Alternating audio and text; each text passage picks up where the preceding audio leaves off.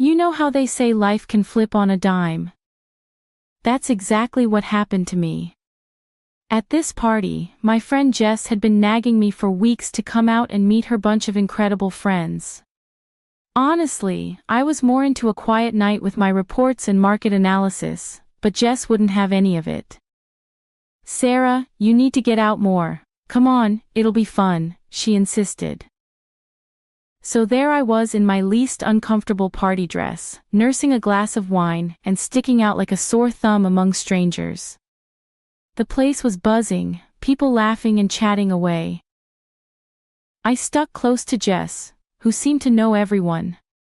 She was in the middle of introducing me to a couple of her friends when he walked in. "Tom." Jess's face lit up. "Oh, you've got to meet Tom," she said, dragging me through the crowd. Tom was this average-looking guy, nothing like the flashy type she'd expect at these gatherings. He had a sad smile that didn't quite reach his eyes. Jess introduced us, and for some reason, we clicked. Maybe it was the way he talked about his daughter Lily with such warmth and pride, or maybe it was his candidness about being a widower and raising her alone. Whatever it was, it got me. We found ourselves away from the crowd, sitting on some ridiculously oversized chairs. "So, Sarah," Tom started, his voice rough but friendly. "Jess tells me you're into stocks, and all that Wall Street stuff." "Yeah, something like that. I analyze investment opportunities, help people grow their money." "Sounds boring." "I know," I replied, trying to make my job sound less nerdy than it was. "Nah, that sounds pretty damn impressive. Wish I knew a thing or two about handling money like that," he chuckled, taking a sip of his beer.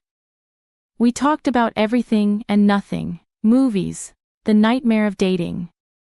I found myself laughing more than I had in months. Tom had this easy way about him, making you feel like you'd known him forever.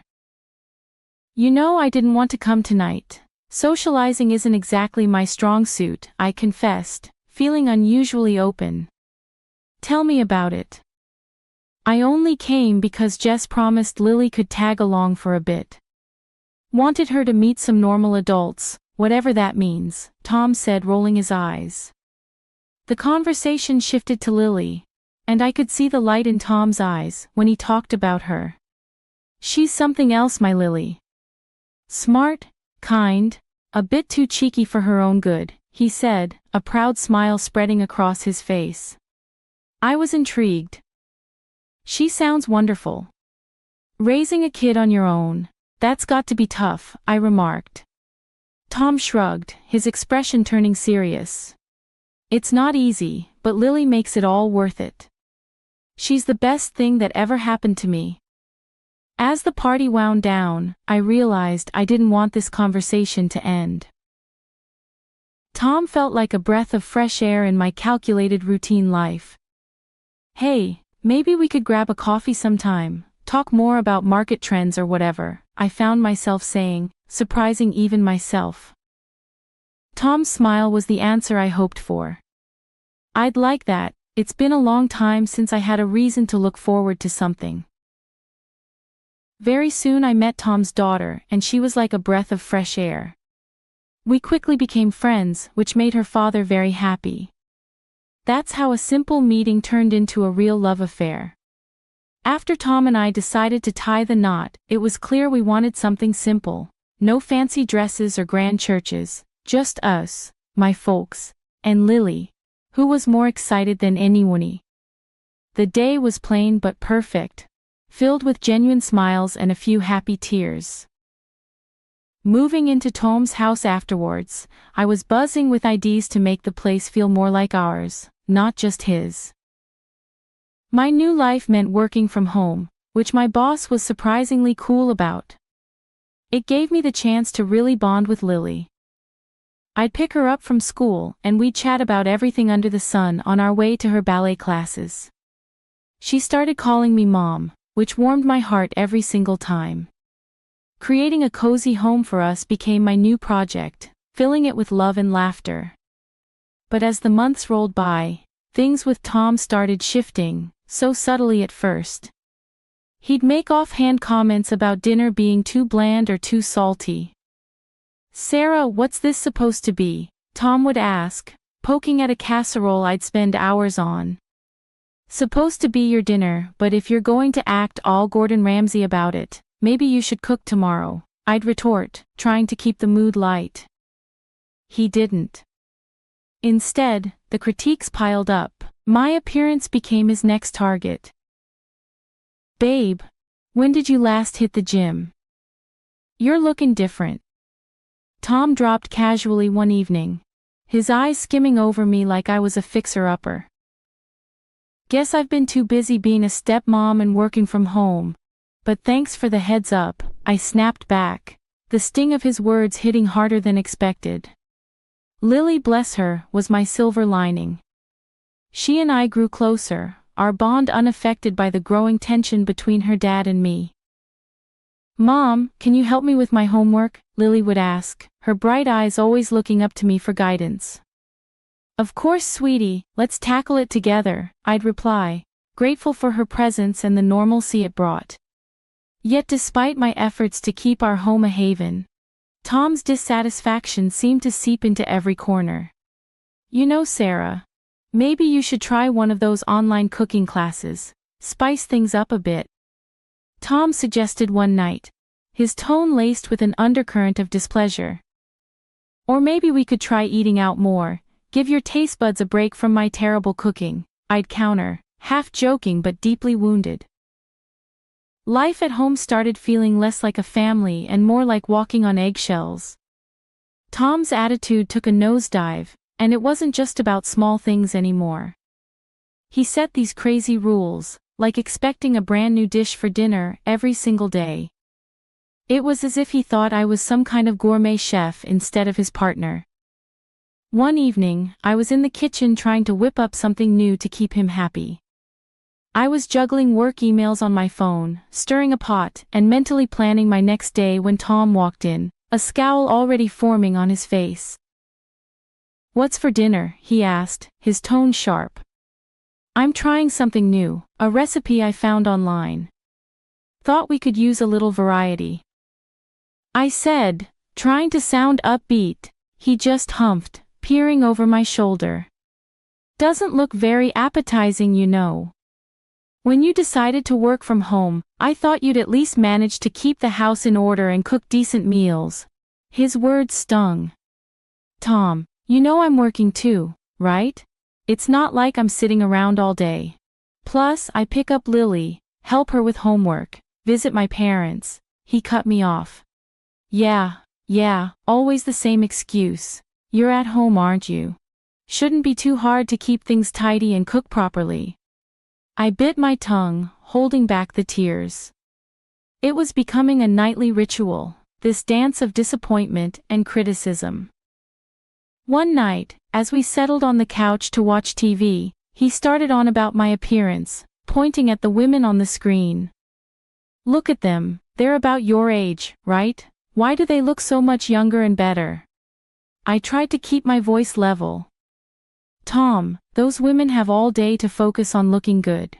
They likely have personal trainers, chefs, and who knows what cosmetic work done." But he wouldn't have it. "Excuses, Sarah, it's all about priorities. You used to care about how you looked." I felt deflated, worn out. It wasn't just about the cooking or the cleaning anymore. It was a constant comparison. A reminder that I wasn't enough. During these times, Lily was my only solace. Now a teenager, she saw through her dad's behavior. "Mom, you don't deserve this. Why do you put up with it? You should just leave him," she'd say. Her words filled with worry and anger. But I couldn't bring myself to believe that the Tom I fell in love with was completely gone. "He's under a lot of stress, Lily. I believe he still loves us. He'll change," I'd respond, more to convince myself than her. It's been a roller coaster, to say the least. 15 years of ups and downs, but mostly, it feels like I've been riding a slow descent into a place I never thought I'd find myself. Now, at 55, with my stepdaughter Lily living her own life, Though we talk every day, sharing secrets and stories like we used to, life threw me another curveball. Cancer. The word hit me like a freight train, but somehow I managed to keep my composure long enough to tell Tom. His reaction? Well, it was something. Not anger, not sadness, just disappointment. Not because of the diagnosis, but because I wouldn't be around to cook his meals or clean the house like I used to. What am I supposed to do now? Look after myself? He had said, his voice laced with irritation rather than concern. I was stunned, not sure how to respond to such blatant selfishness. It's not like I expected a dramatic outpouring of love and support, but a little empathy wouldn't have hurt. His lack of concern cut deeper than any diagnosis could, so I started treatment, spending more time in the hospital than at home. My parents, blessed their hearts, visited whenever they could, despite their own health issues. Lily too was a constant presence, her calls and visits a bright spot in those dreary hospital days. Tom. He never showed, not once. It hurt more than I wanted to admit. Even after everything, part of me hoped he'd come around, show that he cared even just a little. During one of Lily's visits, I couldn't hide my disappointment any longer. I can't believe he hasn't shown up, not even once, I confided, trying to keep the bitterness out of my voice. Lily, ever the straight shooter, didn't mince her words. Mom, you deserve so much better, I've been saying it for years. It's like he doesn't even see you. You're fighting this battle and where is he? Nowhere. You need to think about what's best for you now. I knew she was right, but it's not easy to let go of 15 years, even if they weren't all good. Deep down, I still harbored that small flicker of hope that things could get better, that Tom would change. But lying in that hospital bed, facing my own mortality, I started to see things more clearly. Maybe it was time to start thinking about what I needed, not just what Tom wanted. The revelation came on a Tuesday, just another ordinary day until Lily walked into my hospital room with a look that spelled trouble. I could tell something was up the moment I saw her. Lily never was good at hiding her feelings. Mom, we need to talk, she started, avoiding my gaze. That's when my stomach tied itself into knots. Lily calling me mom was always a balm to my soul, but today it felt like the prelude to bad news. What's wrong, Lily? I asked, bracing myself. It's about Dad, she hesitated, then took a deep breath. He's seeing someone else, Mom, and it's serious. He introduced her to me last week. The words hit me like a punch to the gut. Not that our marriage was perfect, but to hear he'd moved on so blatantly was a different kind of hurt.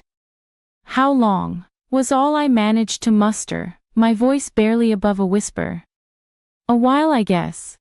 I'm so sorry, Mom, Lily's voice cracked, her usual toughness giving way to concern. I sat there trying to process the news. Betrayed, yes, but surprised, not entirely. Tom hadn't been a husband to me in a long time. Still, the confirmation of his infidelity stung.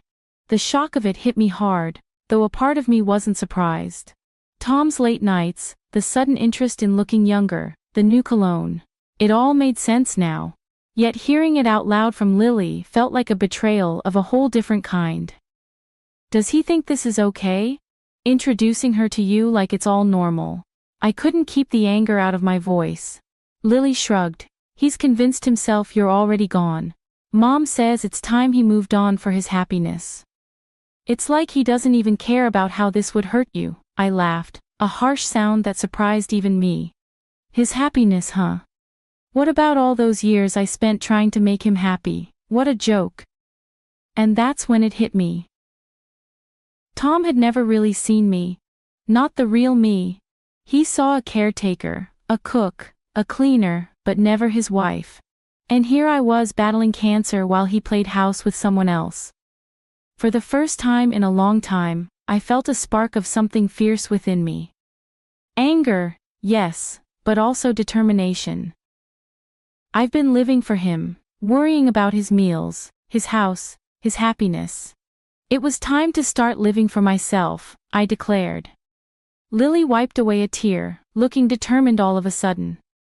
What are you going to do? You can't let him just get away with this, she urged.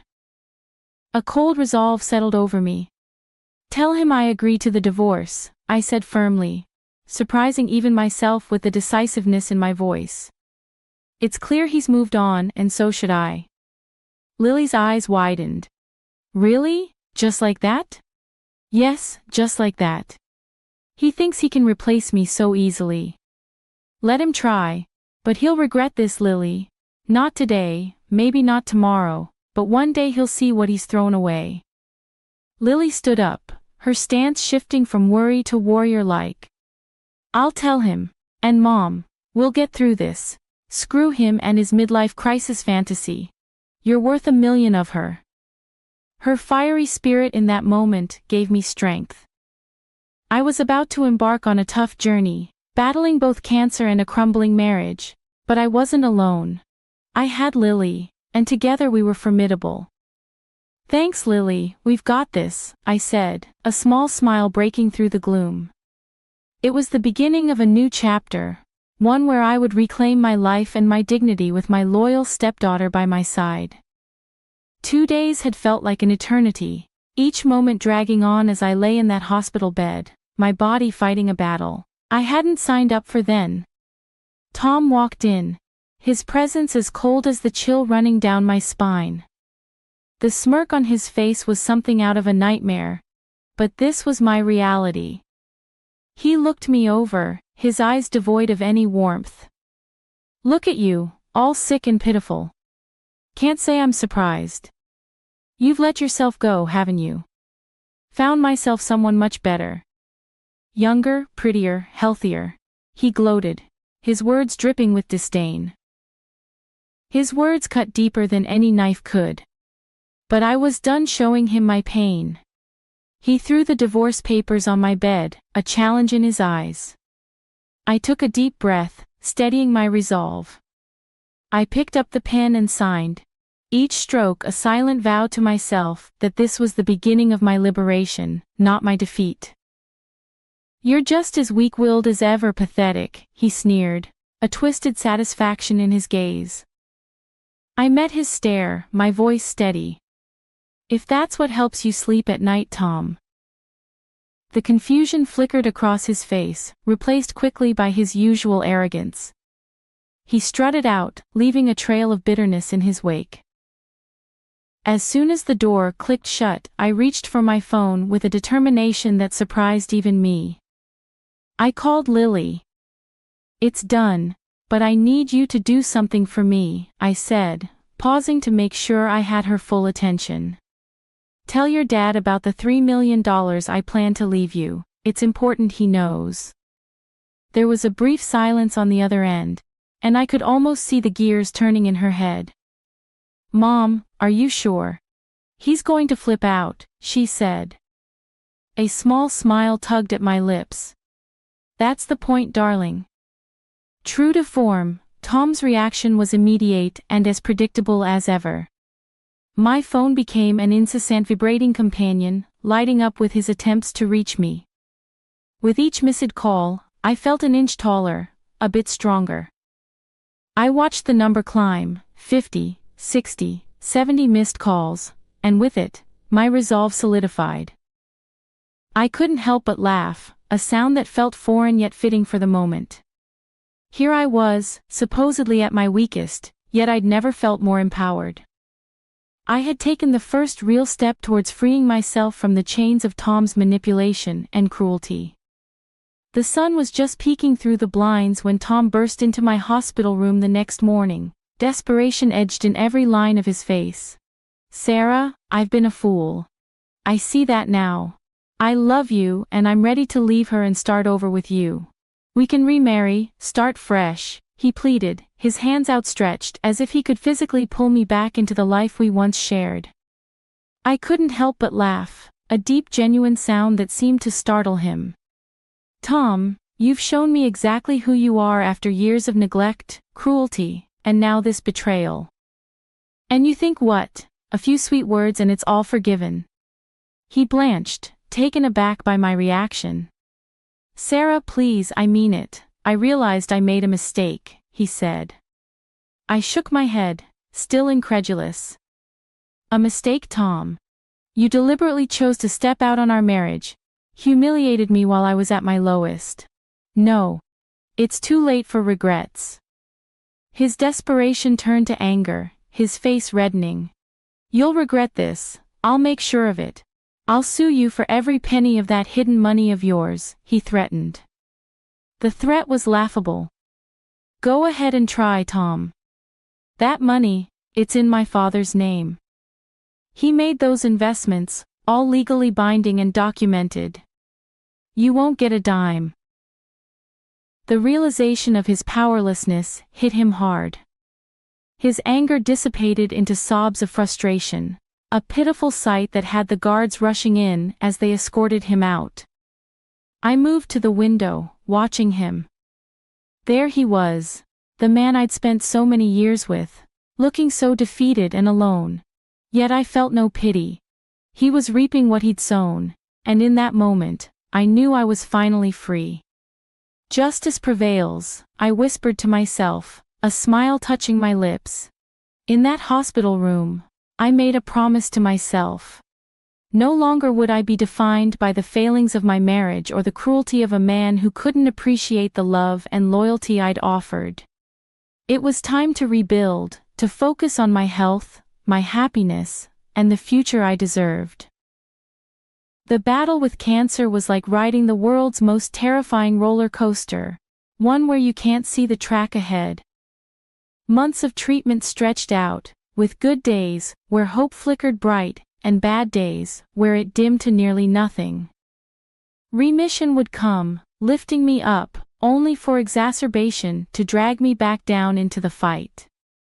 But I kept fighting every single day, with every bit of strength I had, both for me and for Lily. Finally, the doctors gave me the news I'd been dreaming of. I was healthy, the cancer was gone. Walking out of that hospital felt surreal, like stepping into a new life waiting to be written. The first start wasn't just symbolic, it was real, tangible, and it was mine for the taking. Recovery wasn't just about the physical, it was mental, emotional, a total overhaul of life as I knew it. The day I was discharged from the hospital marked not just the end of my treatment, but the beginning of something new, something mine. Lily picked me up, her car loaded with my few belongings, ready to start fresh. Mom? She asked, her smile bright and encouraging. I couldn't help but return her smile. More than ready, kiddo. We drove to my new place, a modest house I'd bought with the money I'd wisely invested over the years. It wasn't just a house though. It was a promise of new beginnings, of freedom. As we unpacked, Lily chatted about decorating ideas, about painting the walls and planting a garden. This is going to be a place of happiness, Mom. You'll see. We'll make it our sanctuary. Her enthusiasm was infectious. For the first time in years, I felt light, like a weight had been lifted. I'd like that, Lily. A sanctuary sounds perfect. We took a break, sitting amidst boxes with takeout containers between us. You know, I've been thinking, I started, about what comes next. I want to use this chance not just to heal, but to rediscover who I am, who I want to be. Lily nodded, taking my hand. I've got your back, Mom, always, and hey, you're already doing it. Look at how far you've come. She was right. The journey from being trapped in a loveless marriage to standing on my own 2 feet hadn't been easy.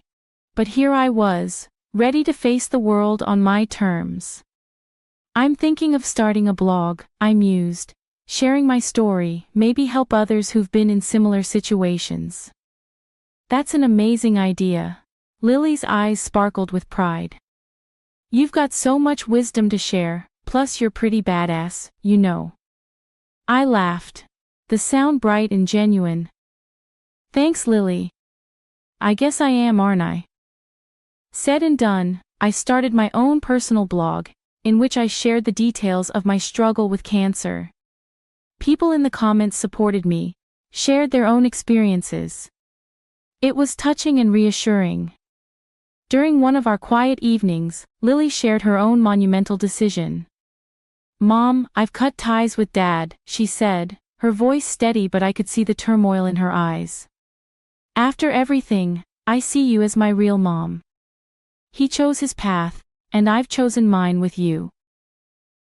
Hearing her call me mom in that context, knowing the weight it carried, filled me with an indescribable mix of pride and sorrow. Sorrow for the broken bridges in her life, but pride in her strength and in the bond we shared. "Lily, there's something I've been meaning to tell you," I started, taking her hands in mine. "When the time comes, I'll be leaving everything to you. The house, the $3 million, all of it. You're my family, my future." Lily looked at me, tears burning in her eyes, but a smile breaking through.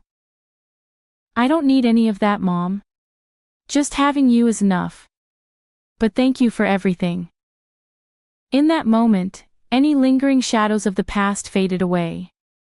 We were family, bound not by blood, but by choice, by love. And as we looked ahead, the future wasn't just a blank page, it was a canvas waiting for us to fill it with color, with life.